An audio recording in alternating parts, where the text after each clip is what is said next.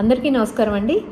గత 2 నెలలుగా అంటే ఎన్డీఏ కూటమి అధికారంలోకి వచ్చిన రోజు నుంచి, నారా చంద్రబాబు నాయుడు గారు సీఎం అయిన రోజు నుంచి గత 5 సంవత్సరాలుగా చేసిన అరాచకాలు, వైసీపీ తలపెట్టిన అరాచకాలు, ద్రోహాలు, అవమానాలు, అలవి కాని మాట్లాడిన మాటలు, వాటన్నిటి మీద యాక్షన్ తీసుకోలేదనే కోపం నా టీడీపీ సోదరులు అందరికీ ఉన్నాయని నాకు అర్థమవుతుంది. ఎందుకంటే వాళ్ళు ఇస్తున్న స్టేట్మెంట్స్ని నేను రోజు చూస్తూనే ఉన్నాను. కానీ నేను ఒకటే చెప్తానండి, నారా చంద్రబాబు నాయుడు గారి ముందు ఈ రోజున రెడ్ బుక్కి ఇంపార్టెంటే కాదని నేను చెప్పట్లా, కానీ రాష్ట్ర అభివృద్ధి చాలా ముఖ్యం. రాష్ట్ర ఆర్థిక పరిస్థితి చాలా నీచమైన పరిస్థితుల్లో ఉంది.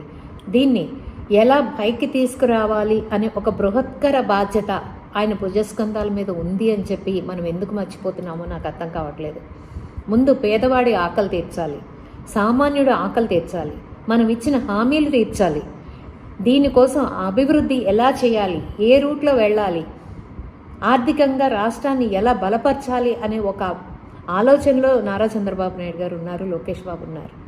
దీన్ని మనం ఎందుకు అర్థం చేసుకోలేకపోతున్నాం అంటే, ఇక్కడ మనమే కాదండి మాటలు పడింది, అవమానాలు పడింది.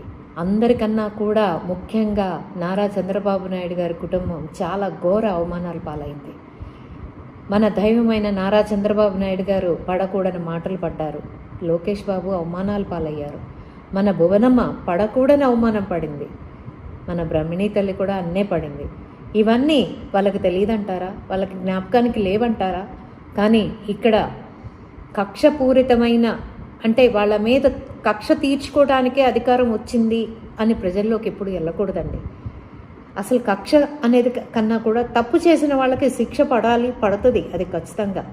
న్యాయం ఇంకా బ్రతికే ఉంది, చట్టం తన పని తను చేసుకుపోతూనే ఉంటుంది. మన వేదన ఆవేదన నారా చంద్రబాబు నాయుడు గారి మీద, లోకేష్ బాబు మీద రుద్దుతూ ఉంటే వాళ్ళు ఆలోచనలు, వాళ్ళ పరిధిని ఒక లిమిట్ చేసేస్తున్నామేమోనన్న ఒక భయం నాకు ఏర్పడుతోంది.